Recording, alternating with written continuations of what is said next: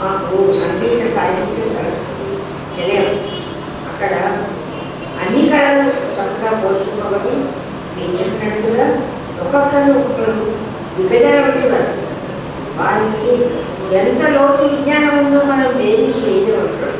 అందులో ఎంతో కొత్త మాత్రమే మనకి ప్రసారాలు చేయడం. నేను శ్రోతగా ఓలేటి వెంకటేశ్వర గారు, బాలమురళీ కృష్ణ గారు విజయవాడ నుంచి చెప్పినటువంటి 50 గీతాలు నేను నేర్చుకున్నాను. అంటే అంత ఆ టైం పడిపోయాను. మన పొద్దున ఎడుబాబుకి ఎవరుగా తయారై వెళ్ళి కూర్చుని తర్వాత ప్రింట్ చేసేవారు. వాణి పత్రికలో కీర్తన మొత్తం రొటేషన్తో సహా ప్రింట్ చేసేవారు. స్వరం ఉన్నప్పుడే ఉంది చూసుకుని చక్కగా పాడడానికి వీలుండేది. ఆనాడు నేను నేర్చుకునే గీతాలు అవే నాకు బాగా జ్ఞాపకం. కాబట్టి రెండు జీవితంలో ఒక భాగం, వ్యక్తిత్వంలో ఒక భాగం, మా ప్రాణంలో ఒక భాగం. సంస్థల పక్షాన అతిథుల సమస్యలో సత్కారం ఉంటుంది.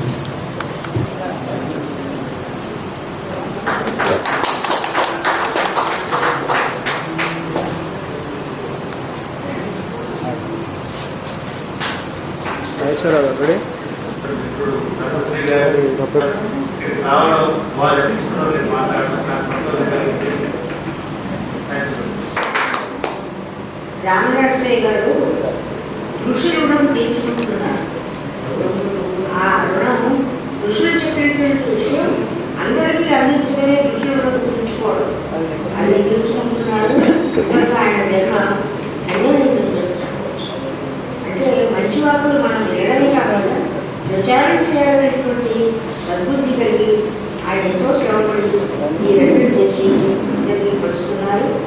చాలా సంతోషం. అందులో ఇది ఒక క్యాప్షన్ లాగా చిన్నగా 18 అధ్యాయాలు మనం చదవలేమని చెప్పి అనుకున్నప్పుడు చిన్న క్యాప్షన్ లాగా చక్కగా ఒక సారంతా కూడా ఉదాహరణ పెట్టేసి ఆయన ఇచ్చారు.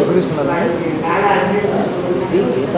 ప్రిన్సిపాల్గా పనిచేస్తూ కూడా బాధ్యతలు నిర్వహిస్తూ విద్యాధికారిగా ఎంతో పనుల్లో ఉన్నప్పటికీ ఇలాంటి సత్ప్రయత్నం చేయడం చాలా మంచిదని చెప్తున్నాను.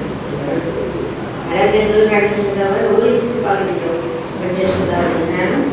అందువల్ల వారికి సంస్కృతం మరియు కేశవవర్ధన్ నరసింహశాస్త్రి గారి గురుమాన సంభవం సొంతంగా నేర్చుకున్నారంటే ఆశ్చర్యం.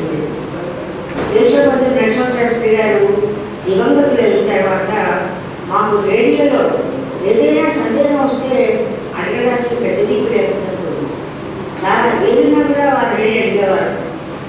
పర్ఫెక్ట్ బ్రాడ్కాస్టర్ ప్రసారకర్త ఆ సరైనటువంటి వేగంలో స్పష్టతతో చక్కగా అర్థం అర్థపడి వచ్చినట్టు చేతిలో పెట్టినట్టుగా ఆయన చాలా సరసంగా చెప్పేవారు. అటువంటి ఉపాధ్యాయుడు ఎవరికి కూడా దొరకరు.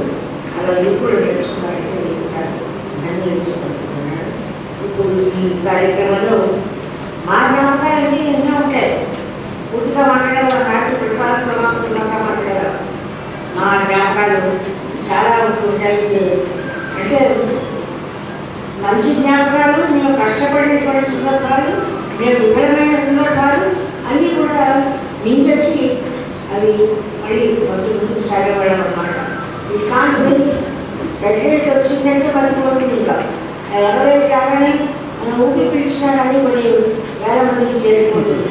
మనం తుమ్మిన దగ్గర ఏం చేసినా కూడా కొన్ని వేల శ్రోతలకు చేరుతుంది. ఆ స్పృహతో ఉంటాం అన్నమాట. మనం ఏం మాట్లాడినా కూడా బాధ్యతతో మాట్లాడాలి. రేడియో గురించి మాట్లాడడానికి మాట లేదు. ఇదే కానీ టీవీ గురించి అయితే గౌరవ వచ్చేసేవారేమో అనుకుంటున్నాను. ఎందుకంటే టీవీ చాలా మాటలు ఆడాలి. దానివల్ల ఏ అర్థాలు వస్తున్నాయి, ఆ అర్థాలు వస్తున్నాయని చెప్పి అనడానికి మాత్రమే వస్తారు. టీవీ గురించి మంచి మాట మాట్లాడేవాళ్ళు చాలా తక్కువ. అదేది స్వామి చేయి నోరు ఎక్కితే అయ్యో సీరియస్ అర్థానంగా ఉంటున్నాయండి,